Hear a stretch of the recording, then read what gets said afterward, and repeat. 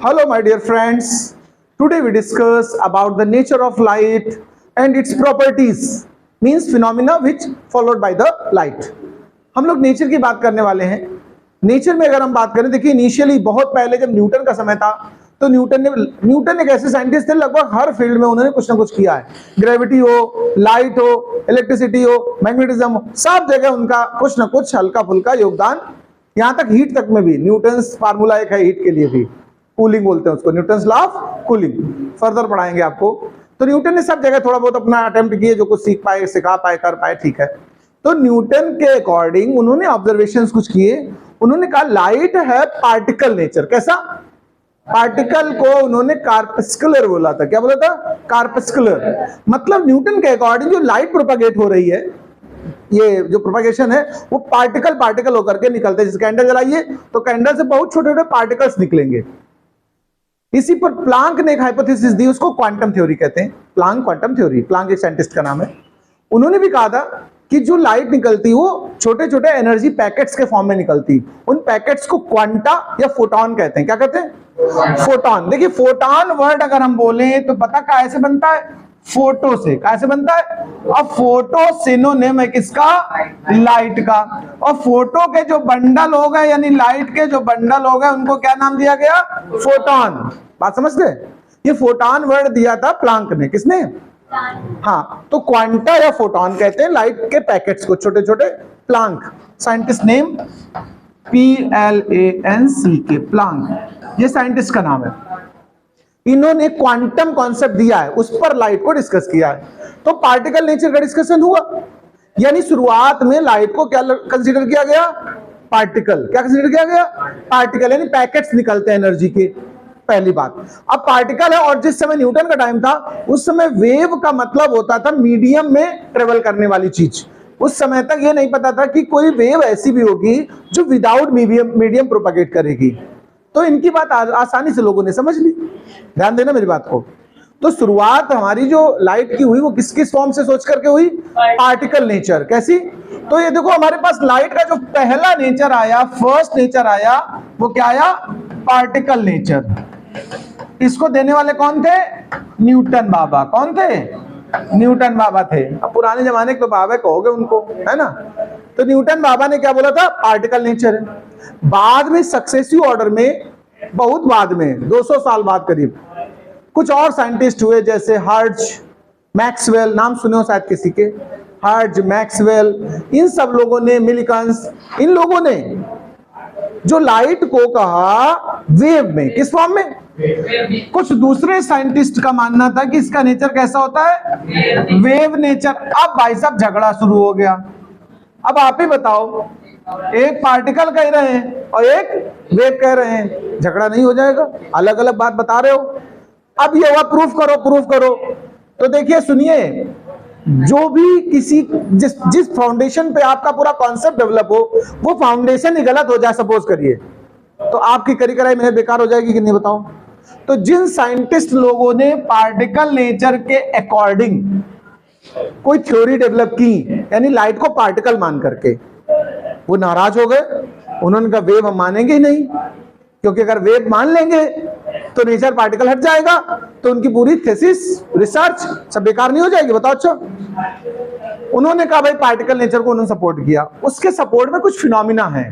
क्या फिनोमिना? सुनिए, अगर पार्टिकल है, ध्यान रखिएगा, तभी फोटो इलेक्ट्रिक इफेक्ट होगा। कौन सा इफेक्ट?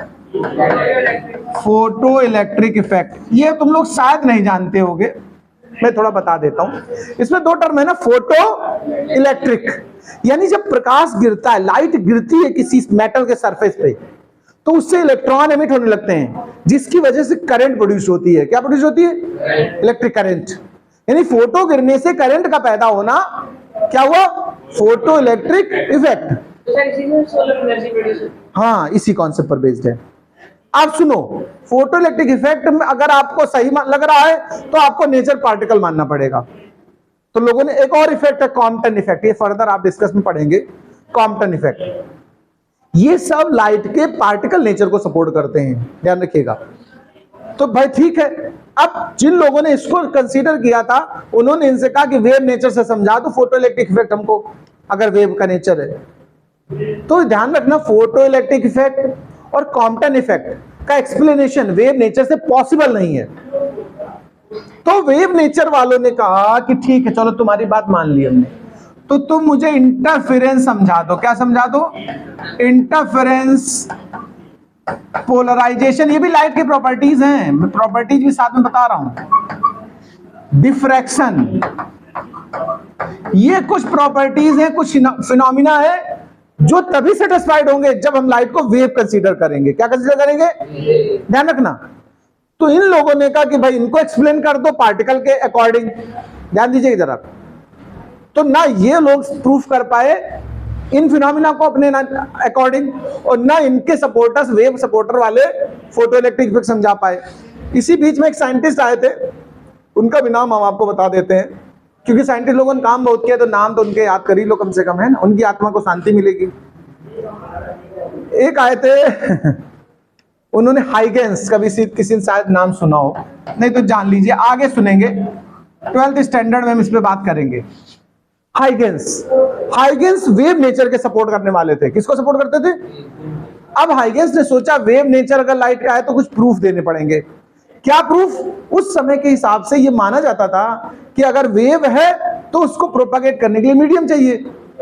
बिना मीडियम के प्रोपागेट हो नहीं सकती है, क्योंकि साउंड कैसी वेव है, बिना मीडियम के नहीं जाती। आप देखो, बंद कार के शीशे बंद कर लो, क्या साउंड अंदर से बाहर जाती है, बाहर से अंदर आती? नहीं, इजीली नहीं आ पाती। कहीं से अगर एयर अंदर जा पाएगी तो ही आवाज आ पाती है। यानी साउंड को चलने के लिए मीडियम चाहिए, साउंड एक वेव होती है।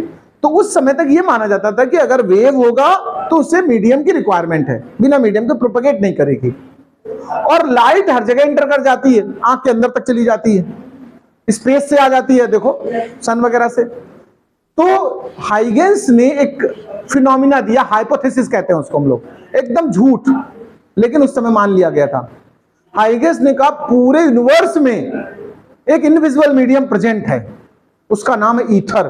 क्या नाम बताया? इनविजिबल। वो फाल्स कॉन्सेप्ट है, लेकिन अब लपाजी मार दी।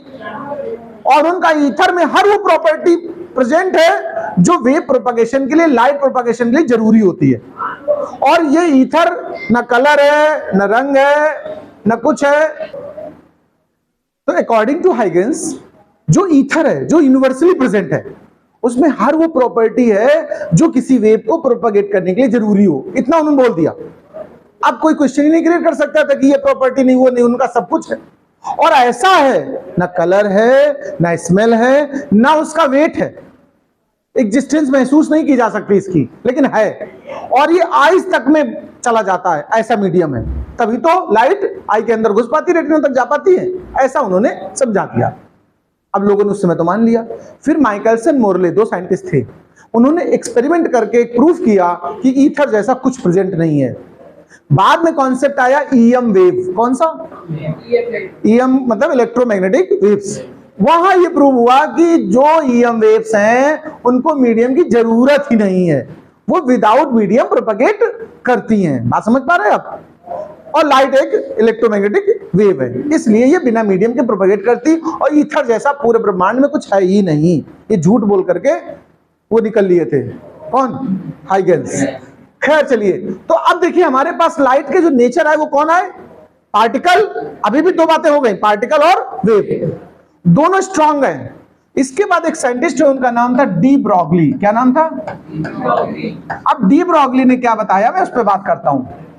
डी ब्रॉगली ने बड़ी स्टडी करने के बाद ये कहा कि light have particle as well as wave nature. Okay, so it have two nature, और टू को क्या बोलते हो? डुअल।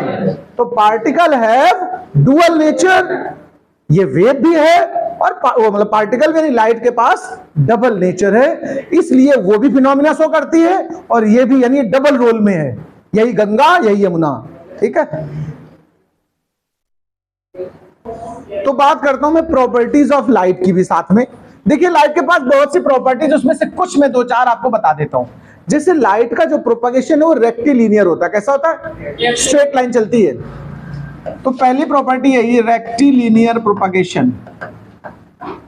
प्रोपगेशन समझते हैं ना भाई साहब?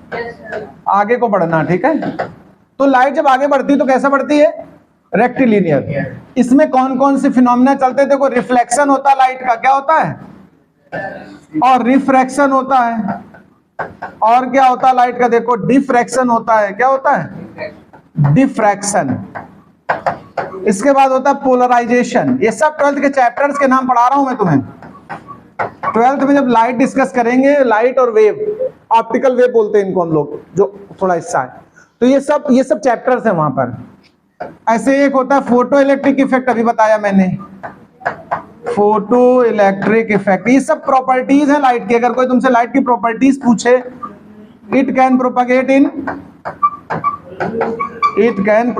In vacuum.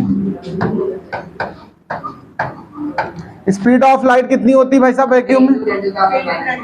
Yes, speed of light in vacuum is equal to 3 × 10⁸ metre per second. इतनी प्रॉपर्टीज बहुत है आपके लिए।